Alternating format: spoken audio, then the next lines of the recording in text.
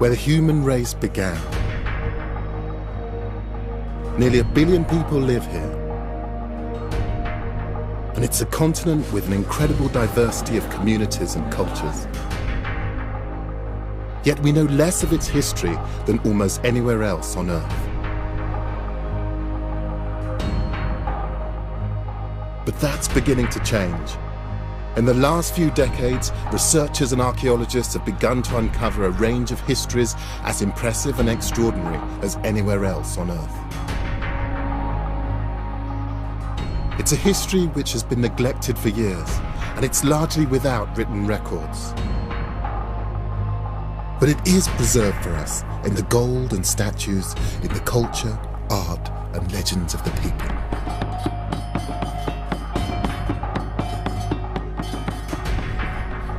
My name is Gus Casely Hayford. Over many years, I've studied the history and culture of Africa. As an art historian, I'm used to drawing stories from mute objects from the past. I'm going to discover the history and find out what really happened to the lost kingdoms of Africa.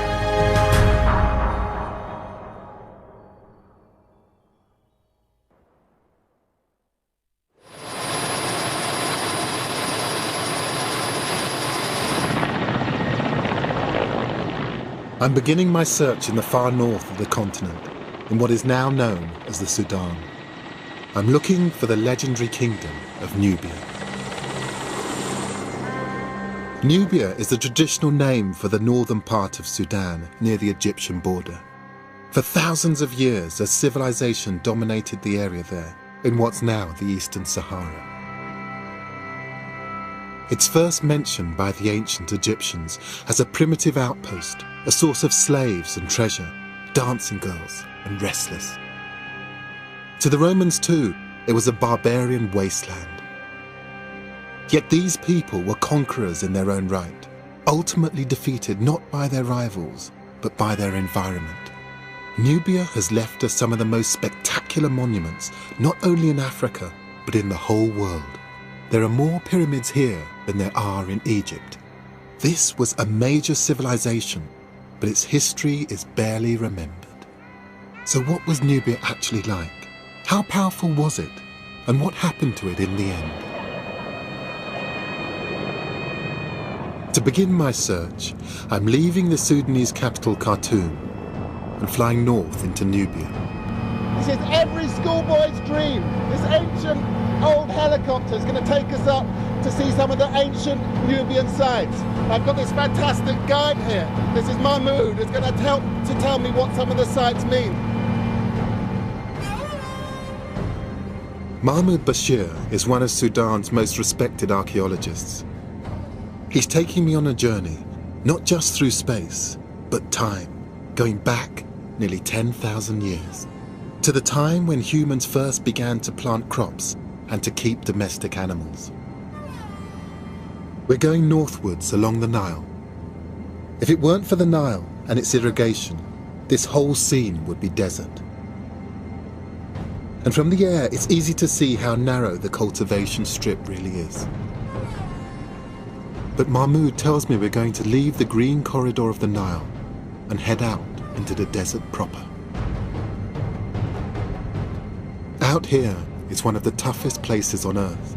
The temperature here is more than 120 degrees Fahrenheit, and yet there are still people working here.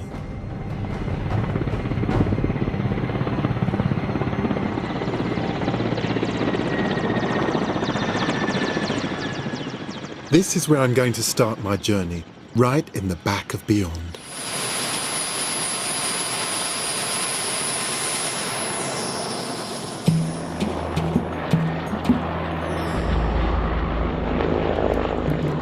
We've flown more than 250 miles north from Khartoum into the middle of the Nubian desert. 15,000 square miles of arid sandstone with scarcely a single oasis. From here, we're going to drive across the scorching sands. And Mahmoud tells me we're going to start with the very beginnings of Nubian culture, more than 7,000 years ago.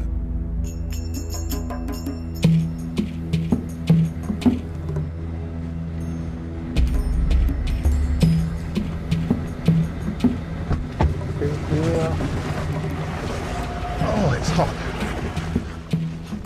It's baking. What are you doing to me? I can't believe we've come out here. It feels like the middle of nowhere. It's one of the driest, most remote places I've ever been. But Mahmoud says that here there's something that makes all the suffering we've gone through really worthwhile. So let's have a look. But why did you bring me out here? Actually, because this is it's very important place, and here actually where our story will begin.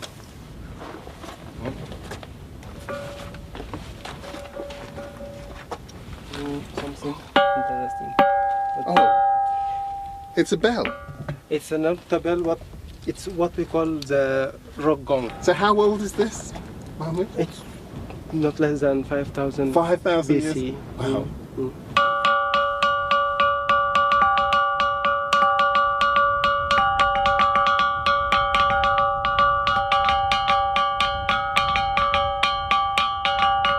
So I'm playing a 5,000 BC instrument. Yes. The actual sound is the natural result of the consistency of the rock, but it's been worn smooth by the actions of people playing it more than 7,000 years ago, long before the Romans, long before the pharaohs. This is a sign of human civilization. So would they sing along to this? I don't know exactly, but I think they can imagine more dancing than singing. More dancing. In the last few years, archaeologists have found hundreds of rock gongs like this in the Nubian desert, possible evidence of a sizable population. I imagine you'd be able to hear it from a long distance. From a long distance, and I think we think actually it's the same as what we have now about the drum language in Africa. Yes. It's probably it was doing the same function at that time. Archaeologists think that people here may have used the rock gongs to communicate across the valleys, and that this is the beginning of the Nubian culture.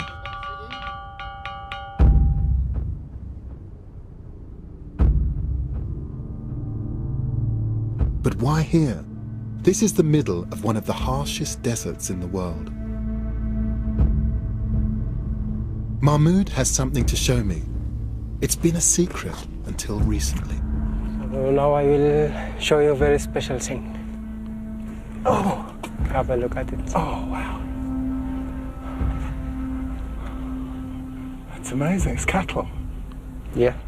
And how old is that? Something like 5,000, 6,000 BC. BC, BC. 5,000, 6,000. It's just astounding. When were these discovered?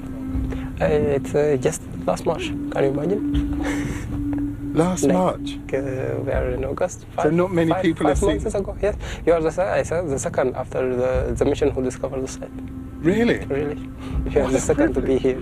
Rock art is the oldest form of pictorial representation known. Research has shown that the pictures are unlikely to be just a depiction of everyday life. Instead, they concentrate on subjects that are of great significance to the people who made them. So I'm amazed to discover that out here, deep in the Nubian desert, they should be making images of cattle. But this is desert, though. But it wasn't the desert in 7,000 or 6,000 BC. Mahmoud tells me it's a story of catastrophic climate change. Recent research has shown that some 7,000 years ago, most of the Sahara was in fact green. You can see the outlines of dry valleys or wadis. They were once big rivers which flowed into the Nile. And between them stretched grassland savannas of the kind that you have to go much further south to see today.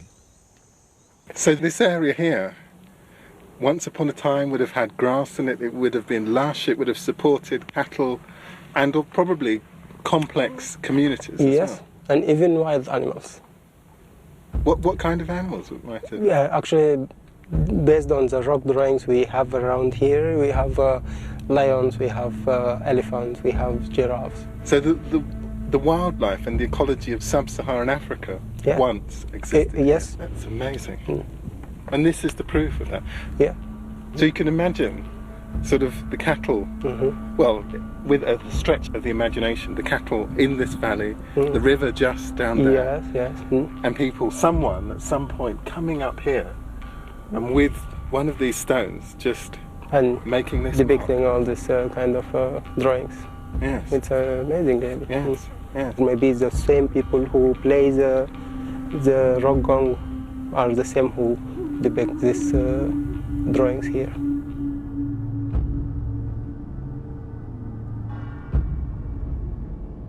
It took thousands of years for the desert to dry out completely. So the cattle herding or pastoralist society which created the rock art was able to develop into a much more complex community. And I'm told that they produce something quite spectacular. And that's where I'm headed for now. We're pushing northwards along the Nile, some 700 miles from Khartoum and less than 200 from the Egyptian border. Our destination is the small town of Kerma, which sits by the Nile. This was once the capital of the kingdom which the Egyptians knew as Kush. This was the heart of the kingdom of Núbia. Over the last few decades, archaeologists have uncovered the remains of an impressive city here, dating from around 2000 BC. This extraordinary structure looms like a man-made mountain over the ruins. Karma, it's kind of a development of the community who make the rock art. So we have here like more organization. At the heart of this great city was a huge mud brick structure known as the Dafufa. It's the oldest known mud brick building in Africa and one of the largest. But it has no rooms. It's a solid block of masonry. They've actually built a piece of geography because it's absolutely solid mud. And what is it and what might it have been used for? I believe that it's something associated with rituals. It's something like a temple or something like this. We don't know who the god or gods were that these people worshipped, but according to Mahmud, it was the temple on the top of the Dafufa which was the main focus here. It was surrounded by palaces for royalty or priests. Now we are on the top of the Dafufa. Yes. And you can see around surrounding the Dafufa is the administration city of Karma. So these are the raised foundations of... the foundation of the buildings. I see. Has been found here, and this is kind of a reconstruction of the foundation to show us the plans of this building. I see. Judging by the buildings that the archaeologists have uncovered in the last 10 years, Kerma was not so much a residential city as a place of pilgrimage where people would come from miles around for ceremonies. Then, of course, it would have looked very different. And it's easy to forget, but all of this was really green. Yes, it's more green, and it's surrounded by green, and so there is enough food, enough water. And so it could have been a fairly wealthy area. It's really developed a very strong kingdom at that time. So all these economical sources supported the state to be very strong state. There's a small museum here with some of the finds from the excavations which give a flavour of the Nubian culture. And even when it's laid out like this, with the artefacts numbered off and catalogued, you can see quite how distinctive it is. Take the pottery. Archaeologists now know that people were making pottery here even before they began to plant crops, and long before ancient Egypt. The polished surfaces and black rims imitate the forms of polished drinking gourds I've seen and used elsewhere in Africa. It's extremely finely made, but it's done entirely by hand. They weren't using a potter's wheel for this.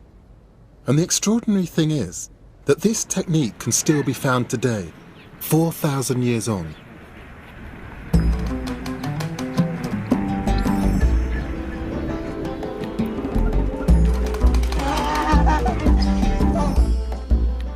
Everywhere you go around here, you see these characteristic water jars.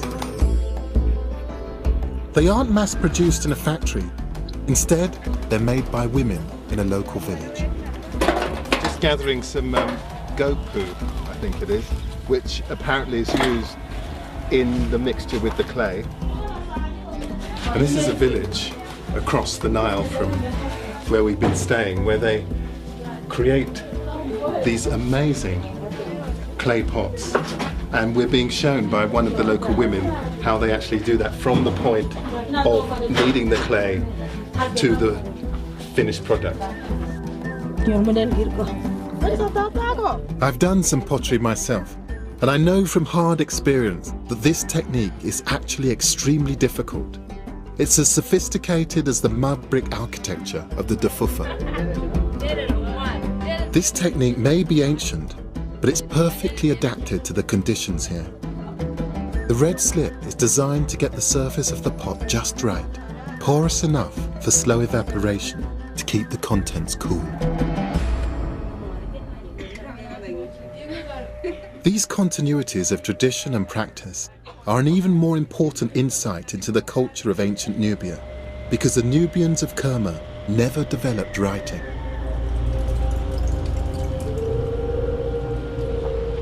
But archaeology has revealed some more astonishing insights into this ancient city. This is where the Nubians of Kerma buried their dead. The cemetery was first excavated by an American-led team in 1913. What they uncovered told an astonishing story. We are in what we call the Eastern Cemetery. This is the cemetery belong to the Kerma. We're standing on the edge of what was once an enormous funeral mound, nearly 100 meters across. The center's marked by a mysterious white rock, and there's a kind of smooth avenue which crosses the space. It's a huge area, and it seems to be the burial mound of a king. But he wasn't buried alone. Within this, we have the human sacrifices inside. And so you can see the importance of the person has been buried here. How many people were sacrificed? More than 300 person has been buried as a human sacrifice. Gosh. The archaeologists think that the victims, men, women, and children too, were sacrificed to provide servants and retainers for their master in the life beyond. The vast cemetery itself was used for over 1,000 years and contains over 30,000 graves. It must have been quite an eerie and melancholy place.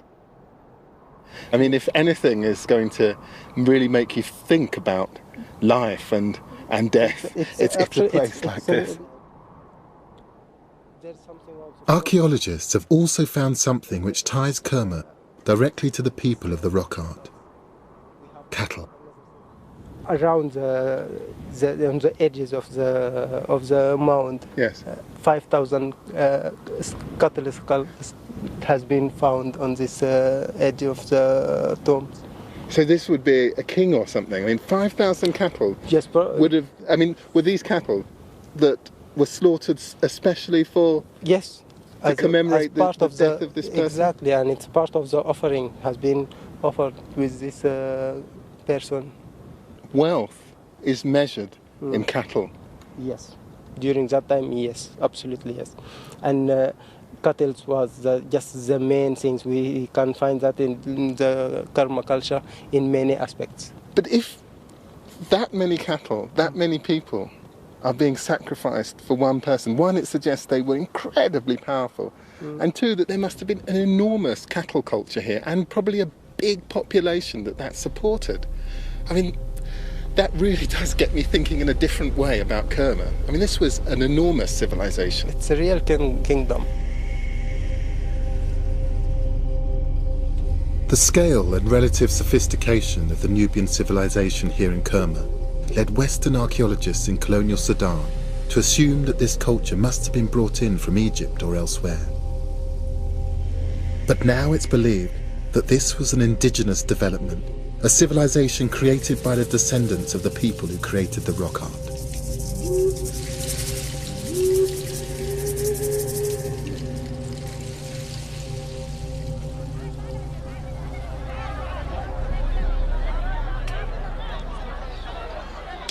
"4,000 years after it was built, the people of Kerma still gather like ghosts around the temple at the Dufufa.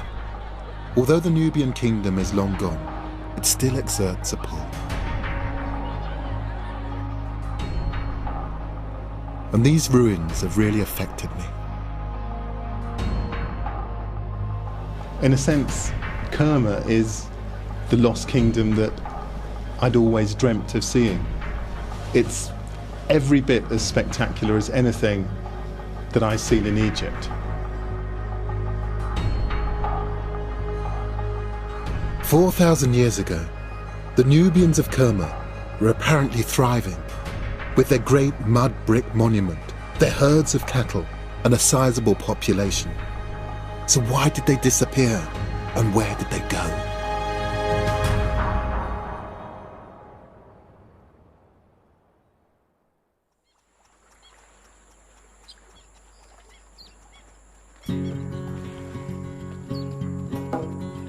Water was the key to this Nubian kingdom. It provided the lush, fertile land on which their cattle-herding society was based. It was a different story for Nubia's northern neighbours, the Egyptians. Their lack of pastoral land had led to the development of irrigation technology, drawing as much water as they could from the Nile to transform their parched desert soil. But even with this technology, it was a lot harder for them to create the rich greenery that Nubia had at this time in abundance, thanks to the rivers which ran through it.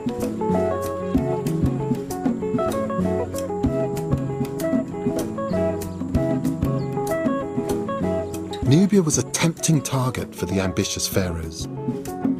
There were frequent raids and retaliations. Then, around 1500 BC, the records show us that the Egyptians invaded. Their target wasn't just Kerma. They continued another 180 miles along the Nile to a place called Jebel Barkal.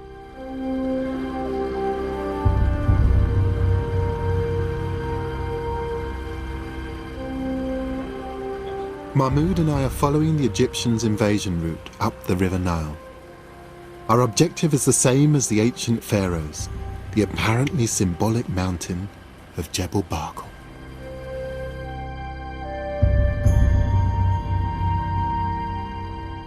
You can see there is also a kind of feature on the mountain itself, like this very interesting pinnacle here. If you can just see from the top, like a crown on the head of a cobra.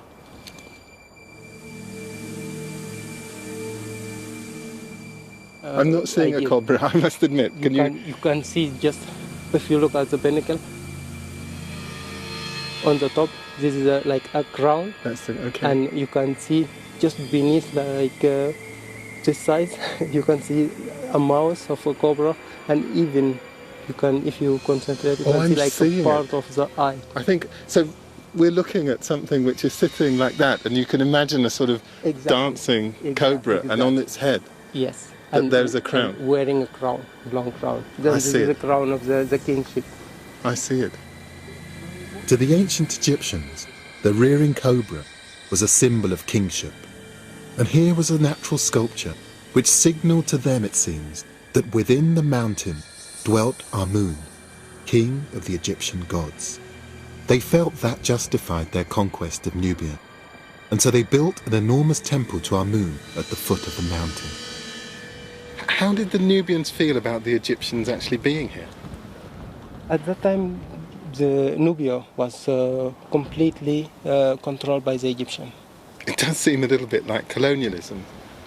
Exactly. It's at that time for the Egyptian, just looking at the Nubian as a barbaric savage. Egyptian images at the time of the conquest are explicit about the subjugation of the Nubian people. They clearly regarded them as inferior. The Egyptians, they used to call Núbia during that time as the miserable Núbia. Miserable Nubia. Yeah. The images also make it clear that the Egyptians made the most of Nubia's natural resources and demanded riches as well as respect. Here the Nubians are bringing tribute, gold, ivory, along with wild animals, monkeys and leopard skins. And of course cattle are prominent. They even seem to have imported Nubian wrestlers to entertain them like gladiators. The people who built Kerma's magnificent buildings had, it seemed, been reduced to slaves. Or certainly that's what the Egyptians wanted everyone to think. There's a suggestion that even the name by which we know them is pejorative. The word Núbia originally meant slave.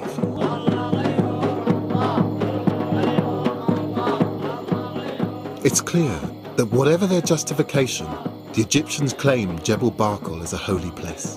What's amazing is that more than 3,000 years later, it still is.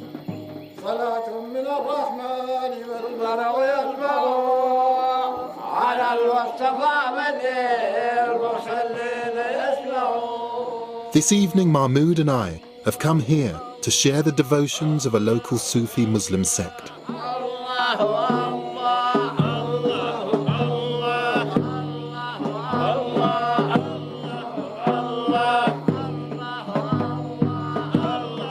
They honour the memory of a local sheikh who's buried in a shrine at the foot of the holy mountain.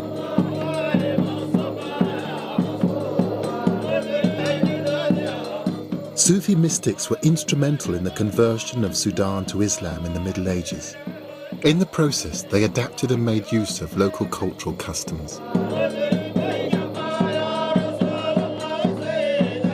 So although this ceremony is clearly Islamic, it's likely that it contains glimpses of far more ancient religious observances from this area.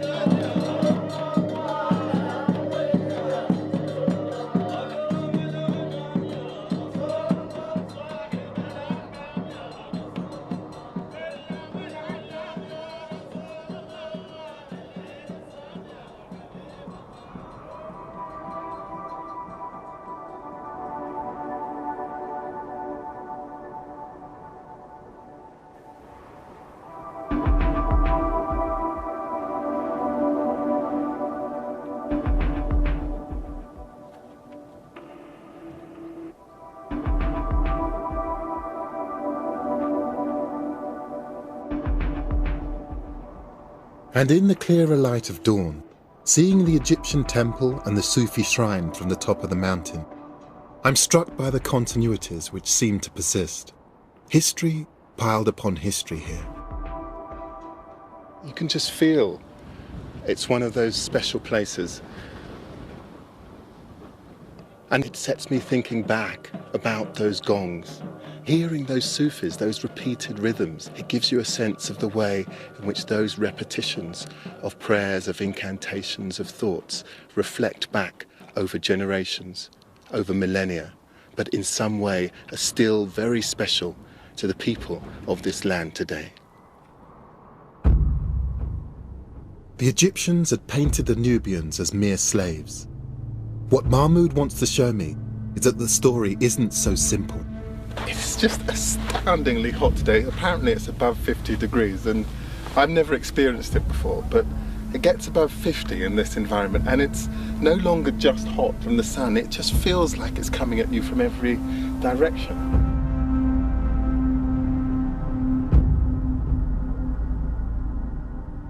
The Egyptians only ruled Núbia for just a few centuries. And there's hard evidence that the Nubians are able to get their own back on their conquerors. But surrounded by all these massive Egyptian remains, I find that hard to believe. Mahmoud says that if I had any lingering doubt that the Nubians turned the tables on the Egyptians, that would be completely extinguished by having a look at what's in here.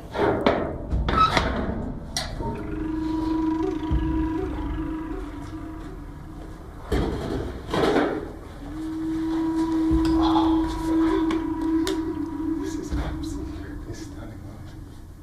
Stunning. So what is this? It's a temple, apparently built by a Nubian ruler called Taharka in around 700 BC. You can see here depiction of the holy mountain, Jabal Barkat, with the pinnacle on the shape of cobra with the sun disk. So that is where we actually sat, just under at the bottom of that. And that's exactly where we are now, here, just beneath the pinnacle itself, here inside the mountain. And we have here Amun, depiction of Amun. Actually inside? Inside the mountain, dueling. In here? Yes. And in front of it we have the Harka, giving offering to Amun. So Taharka representing the people here? Yes. But what these images show is that Taharka wasn't just a ruler of Nubia, he was also a pharaoh of Egypt. The conquered had become the conquerors. He was one of a whole dynasty of Nubian pharaohs, which ruled over the entire Nile Valley under the auspices of Amun. And Taharka wearing the crown with two cobras, which means that he is the king of the two lands. Wow, astonishing. Yeah. Because usually these things are so ambiguous and that you have to make a bit of a leap of faith with history or archaeology. But this is absolutely categorical. And suddenly I'm seeing that snake again.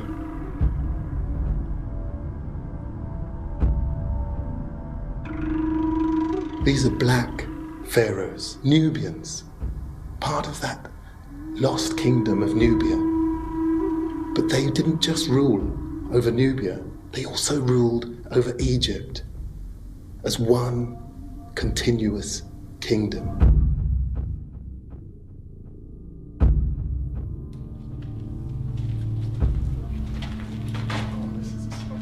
These hieroglyphs show how Taharka celebrated his joint Nubian-Egyptian kingdom in the sanctuary of this temple.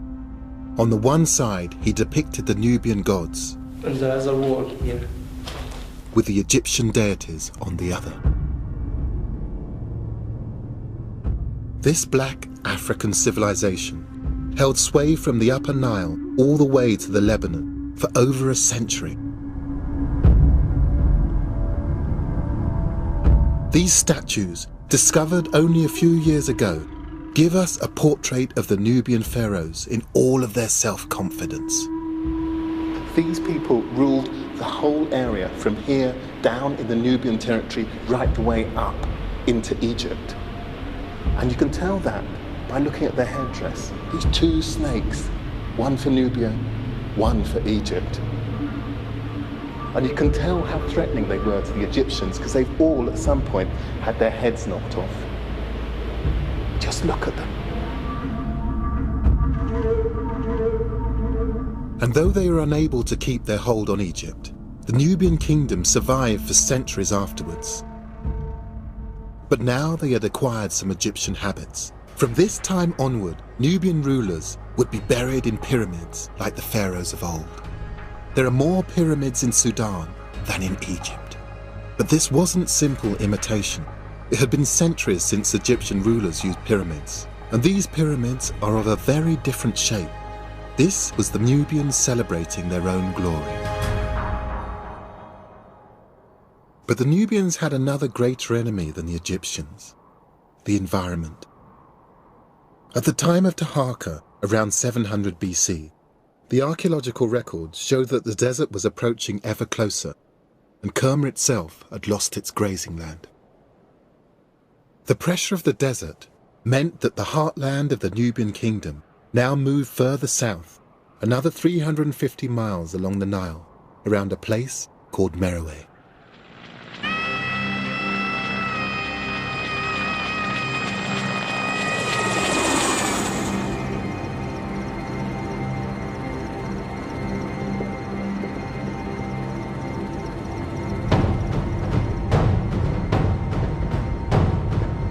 Today, the desert here is littered with the remains of pyramids and temples. The society that built them flourished between 700 BC and 400 AD. The rebirth of the Nubian kingdom at Meroe, still green and lush back then, is marked by countless palaces and temples.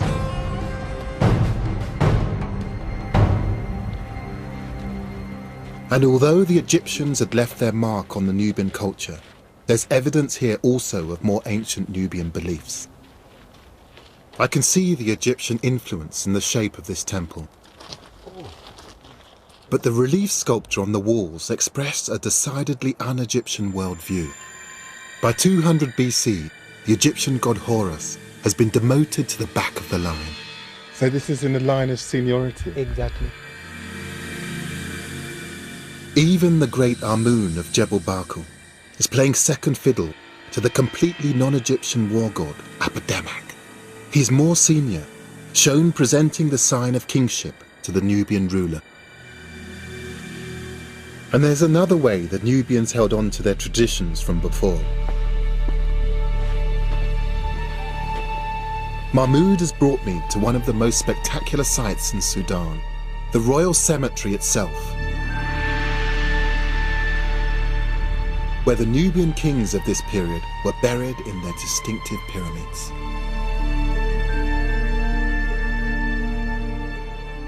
There's evidence of a return to their traditional way of life, where one thing was of the utmost importance.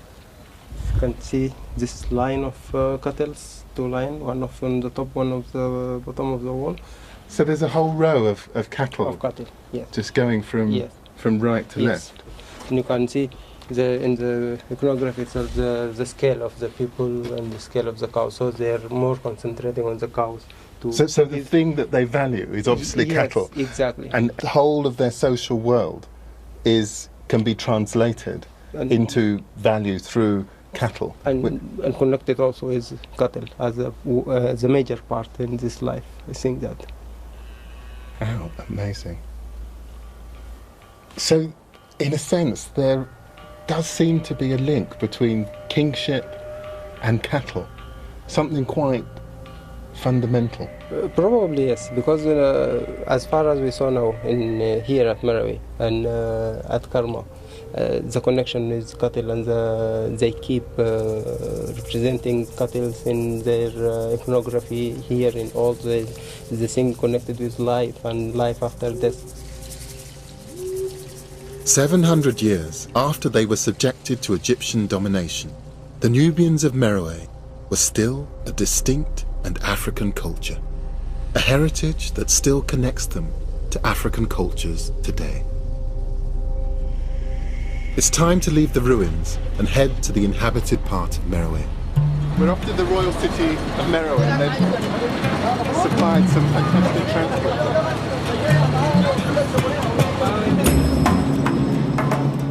Modern Meroe is where Mahmud carries out his main research.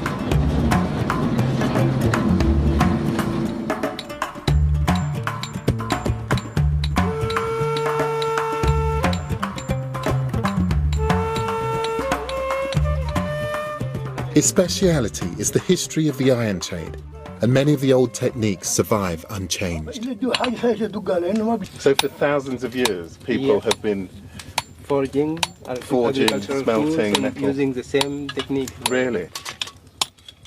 The Nubians are thought to have developed the earliest iron industry in Africa. The first iron technology appeared here during the first millennium BC, around the same time as our own Iron Age.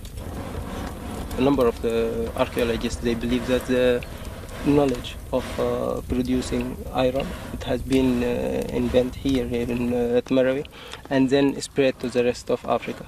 And even some of them, they go further and they call Meroe as the Birmingham of ancient Africa. The archaeology shows us that Meroe became a relatively large industrial centre, producing vast amounts of iron. For 1,000 years after the loss of the Egyptian kingdom, the Nubians of Meroe flourished. By the 2nd century BC, they'd even developed writing. But whilst archaeologists long ago decoded the sounds of the alphabet, no one has yet cracked the language itself. This was a confident, independent civilization, far from the barbarian wilderness described by the ancient writers, a place that was justly famed for its ironwork, its wrestlers, and its cattle. It's possible that the encroaching desert was their friend as well as their enemy, protecting them from another invasion from the north.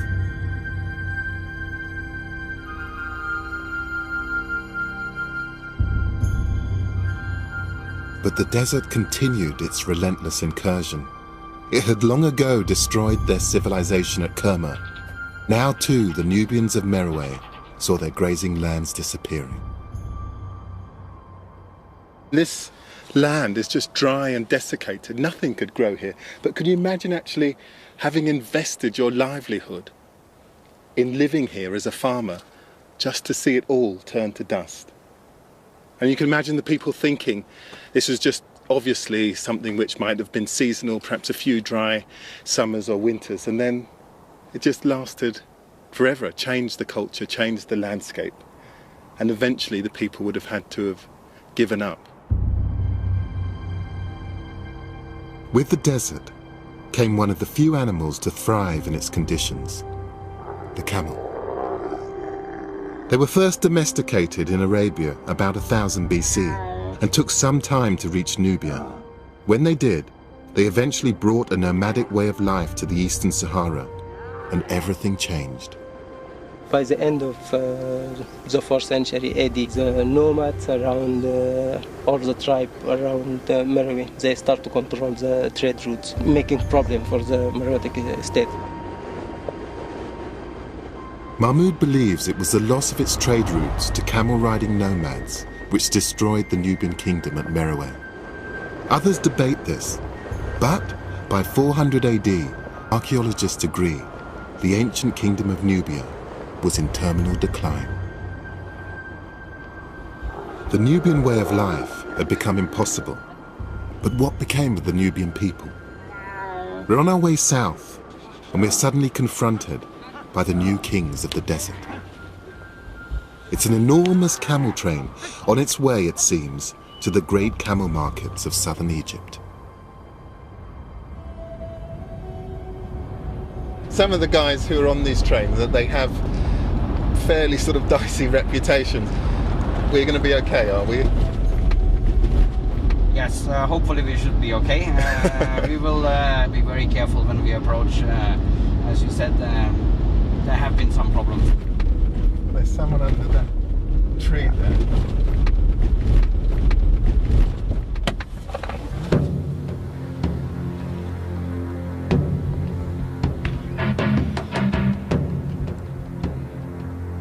When we meet up with the camel herders, we're given a friendly greeting.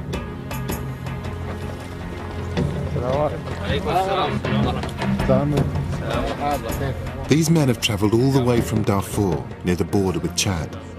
They've covered more than 700 miles and have hundreds more to go.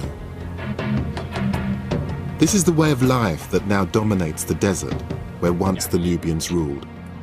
Their days are spent guiding their camels from well to well, from oasis to oasis, but they don't seem to think it's any hardship. They said they're enjoying very much their trip, and they don't feel like it's very difficult or tough or something. They're enjoying the camels the same as the way we are enjoying these fancy cars. These men will travel 40 days at a time, 10 kilometers a day and rest when the sun is highest in the sky. But there are still small communities here, people who eke out a living off this harsh land. They too are dependent on the camel. Are we close now? Yes, we are almost there. We're almost. Turn right from here. I wonder if these people are among the descendants of the original Nubians. But where once their ancestors lived lives defined by lush grazing land, these people must cluster around small wells. I can do the pulling, but there's something quite sophisticated going on with the wrists, which I think is probably avoiding it being tangled in this thing. Oh! What's that actually? Oh, and this is your well.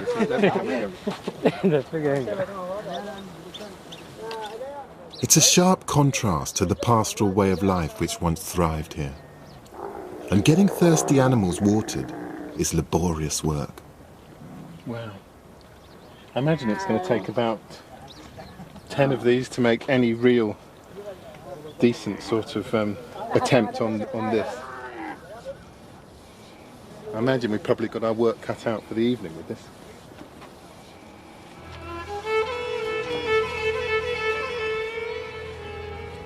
This is a culture perfectly honed to the desert, but it isn't Nubian. To see if there are any traces of the old Nubian civilization, I'm going to have to head out of these desert zones further south. Central Sudan, and here is the landscape of ancient Nubia. It's just great to see this green environment, and it's just so reminiscent of what Kerma must have been like. Not just the housing, the farming technology, but just the landscape. This green landscape is just what it must have been like.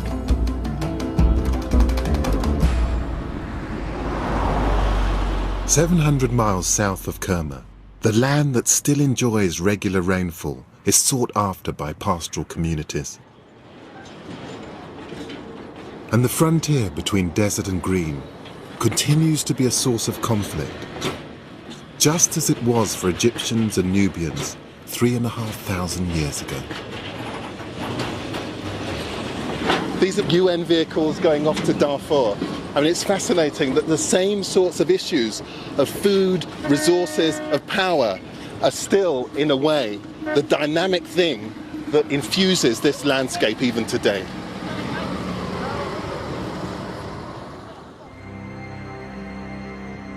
A key component of the recent fighting in Darfur in Western Sudan was a dispute over lush, well-watered pastures.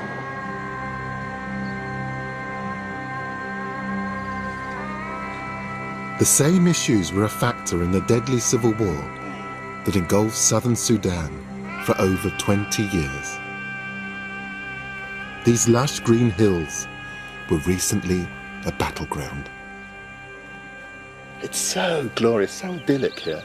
It's hard to believe that only a decade ago that this place was the site of a civil war. I was just wandering around just a few minutes ago and found a spent bullet case, and there are dozens of them scattered across here. And it's not just a recent thing. Over centuries, people had fought over this landscape. And in a sense, the history, the story that we're telling, is of that being replayed over centuries and centuries. The name of these hills reflects that history. These are the Núbia Hills, and the Núbia people believe that they are descended from the ancient kingdom of Nubia.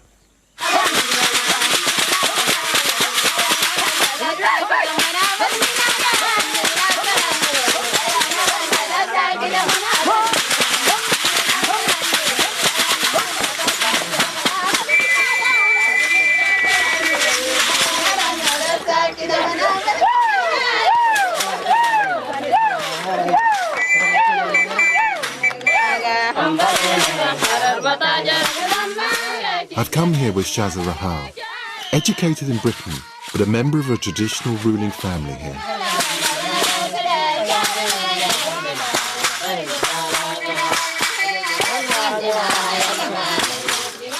Her uncle, the leader of the village community, remembers the family traditions well.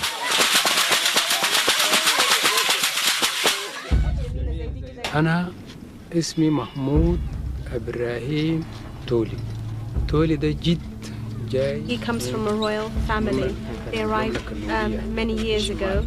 And many years ago, how many years might that be? قبال كم سنة لمن ده حصل؟ الكلام ده يعني الحروب بتاع. This is roughly around 300 years ago.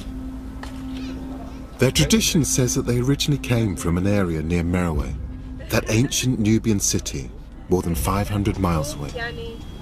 I'm really keen to find out if there is a connection between the people of this region, the Núbia, and ancient of Núbia.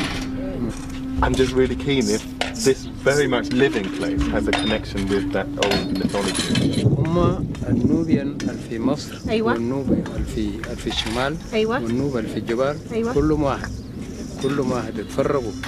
They're all the same people. They just separated. So there's some that stayed in Egypt, some came to Sudan, and الباقي مشوا وين؟ الباقي فضلوا وين في مروي. في Meroe. The rest stayed in Meroe. The only difference between here and there, you will see, is the color of the skin. Really? But in terms of the language, it's the same. The traditions are the same.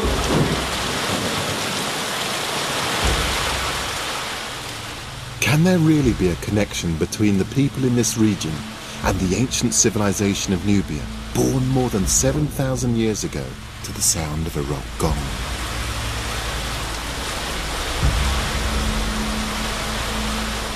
The extraordinary thing is that although we're miles from ancient Nubian lands, there do seem to be some echoes of those far-off times.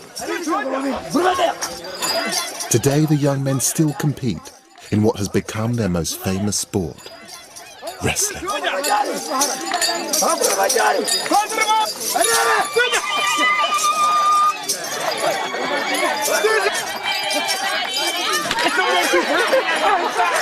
The wrestling's in just the same style as in the pictures from 1500 BC that Mahmud showed me at Jebel Barkal. The same stance, the same grips even.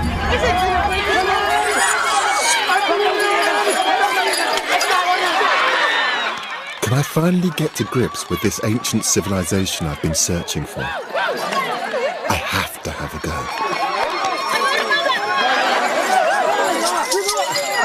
Wait.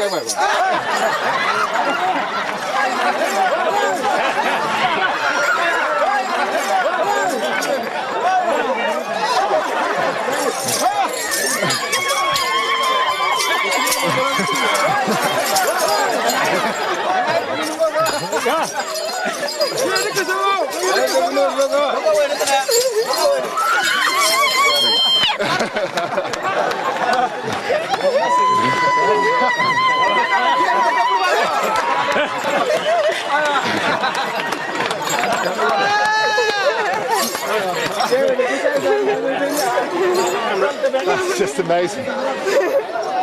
But suddenly, I begin to realise this is just like those ancient Egyptian hieroglyphs of wrestlers. Just like it.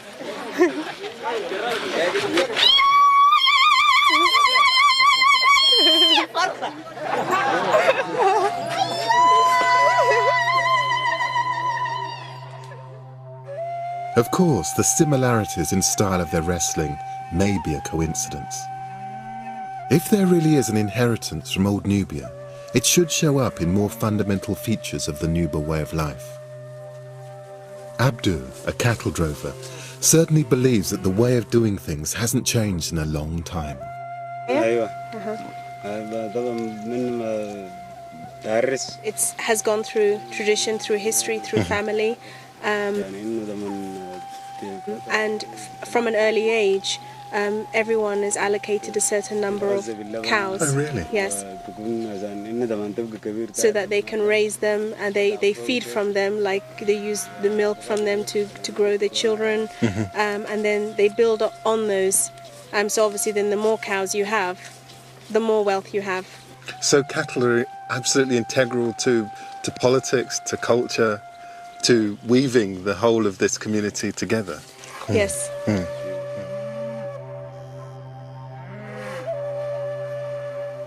There are cattle cultures like this one right across Africa, from here in the hills of Sudan down to KwaZulu in South Africa. And so many of them are connected to kingship. It's possible that many of these stories may have begun in ancient Núbia, right the way back to the rock art people and Kerma.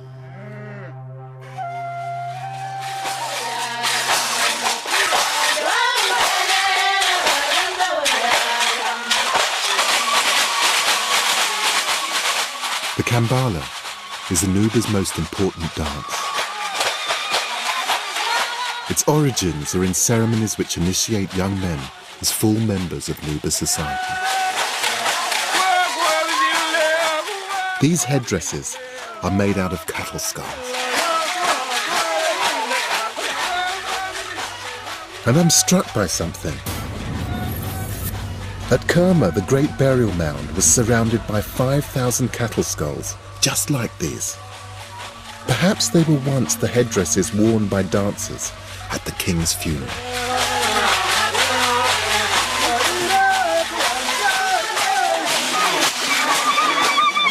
Who could fail to be convinced by this? I mean, this is those ancient Kerma cultures just brought to life. I mean, the cattle. I mean, you can just feel it. This is women singing about the cattle. This is men reliving those ancient traditions. This is absolutely everything that I've seen along the journey that made it alive in this incredible dance. Are these people the descendants of that ancient kingdom? There seems to be an inheritance expressed in traditions about cattle, about wrestling, and in legends about an ancient homeland. Beyond that, it's difficult to be certain of the links between the people of Núbia and those of ancient Núbia. But such a connection would only be icing on the cake. The most important thing is the weight of evidence we now have the existence of Núbia as a remarkable, long-lasting, and indigenous kingdom. Núbia wasn't a barbarian wasteland on the fringes of civilization, as the Egyptians and Romans would have us believe. It was a real power, which developed independently and rivaled the pharaohs, a place with a distinctive way of life. In the end, it became a victim of climate change. But I think that Nubian ideas of power, wealth, and kingship continue to resonate in modern Africa.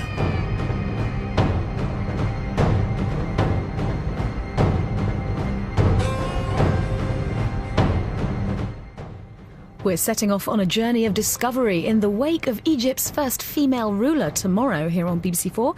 The pharaoh who conquered the sea is at 9.